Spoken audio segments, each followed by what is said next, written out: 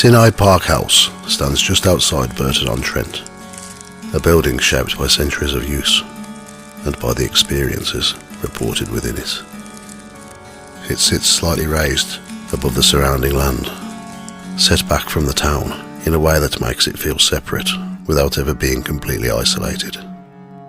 The ground slopes away toward the River Trent, and from the house you can just see enough of that movement to understand why the position was chosen. It isn't a place you arrive at suddenly. The structure reveals itself gradually through the trees until it settles into view. Even then, it doesn't feel imposing. The timber frame, the uneven lines, the way different parts of the building seem to belong to different periods, all of it gives the sense of something that has been continued rather than rebuilt. The moat still defines the space. It isn't dramatic, not something that immediately draws attention, but once you notice it, it changes how the house feels. It marks a boundary that has remained in place for centuries, long after its original purpose faded. And once you step inside that boundary, there is a shift, subtle but noticeable. The earliest structure on the site can be traced back to the medieval period, when the land was associated with the de family. What stood there then would have been simpler, but the presence of the moat suggests it was never intended to be ordinary. Moated sites weren't built without reason. They defined space, control and separation, placing the building within a wider system rather than leaving it as an isolated dwelling. Later, the land passed into the hands of Burton Abbey. That's where the purpose of the place begins to change. It wasn't used as a monastery, and there's no sign of that kind of life taking place here. Instead, it appears to have been used more quietly, set apart from the centre of activity, where people could be brought without becoming part of the wider world of the abbey itself. There is a spring close to the house. It remains there now, and it alters how the place is understood. In the medieval period, water like that was used. People were brought to it, immersed in it, sometimes more than once, with the expectation that it might help. Along that, there are references to bloodletting, which places the site somewhere between care and uncertainty. It wasn't just somewhere people lived, it was somewhere people were taken, and not all of them would have left in the same condition they arrived. Over time, the house changed. Ownership shifted. Parts of the structure were altered, extended, or left behind. Some areas continued to be used, while others became less important and gradually fell into disuse. This didn't happen suddenly. It was slow. Rooms were closed, reopened, changed again. The building adapted to what was needed of it, and when those needs disappeared, parts of it were simply left as they were. By the time the restoration began, the house had already passed through several versions of itself, and that unevenness has never quite gone away. You can feel it as you move through the building, the way one space leads into another without quite resolving, the way the structure seems to pause in places, as though it hasn't fully settled into its current form. It's often places like that people begin to notice things. One of the more consistent experiences comes from people gathered on the ground floor during evening events. There had been a conversation at first. Nothing unusual, just people moving through the space, talking quietly as they went. But over time it faded, until the room settled into a kind of quiet that no one had planned. That was when the sound started. Footsteps from the floor above. Not loud, not rushed, just steady, crossing from one side of the building to the other. At first, it was easy to ignore. Old buildings make noise, and Sinai has that kind of structure where sound carries in ways that aren't always easy to place. But it didn't stop. It continued. And then someone said something quietly, almost hesitant. They could hear it too. That was the moment it changed. Because once more than one person had noticed it, it was no longer something that could be dismissed on its own. It was shared.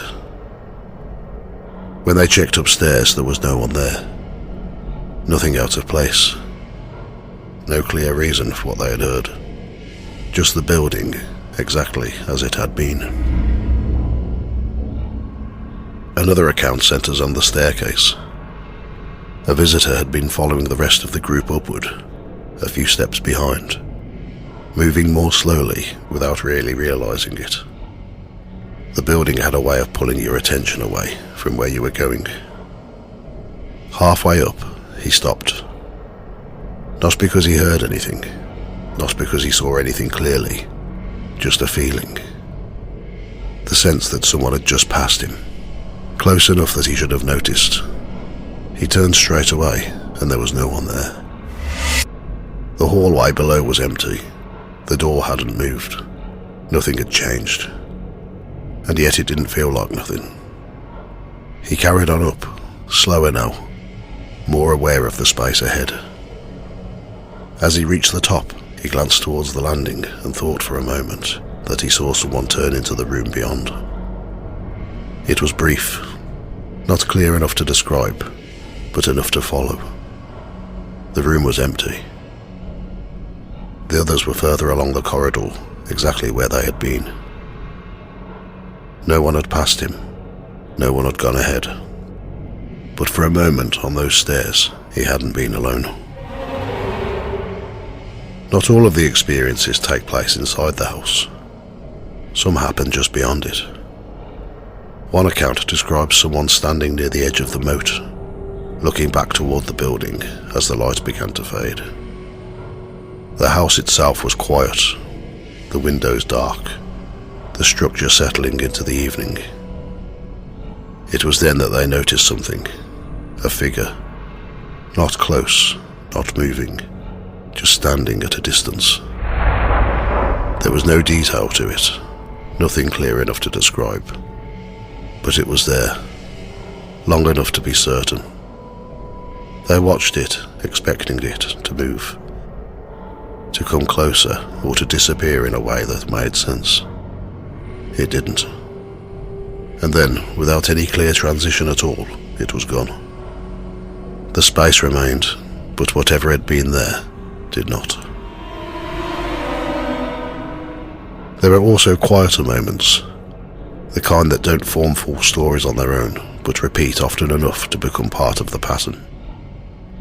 A person moving through one of the rooms becomes aware of the space around them in a way that feels out of proportion to the room itself.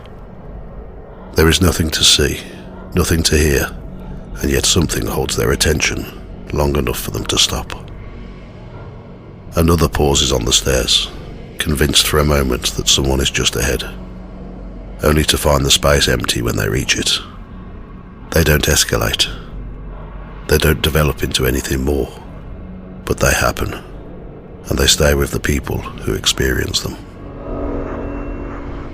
There is another layer to Sinai Park House that is often mentioned, though it doesn't come from anything directly experienced inside the building.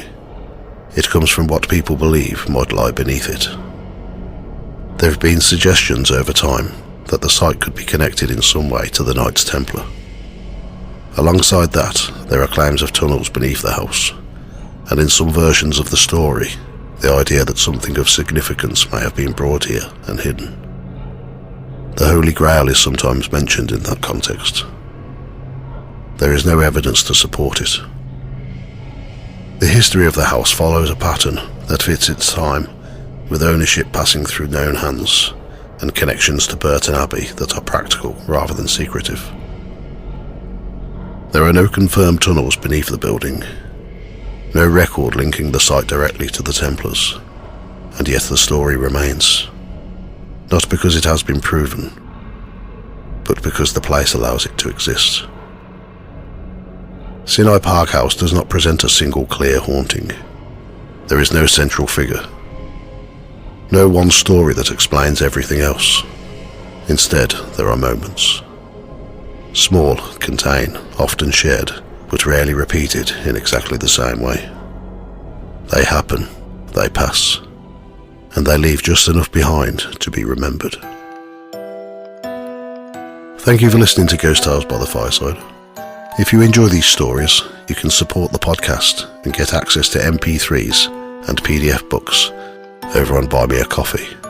They're £1.50 each, or free if you're a member. You can find everything at ghosttales.co.uk and follow on Facebook and Instagram at Ghost Tales Podcast.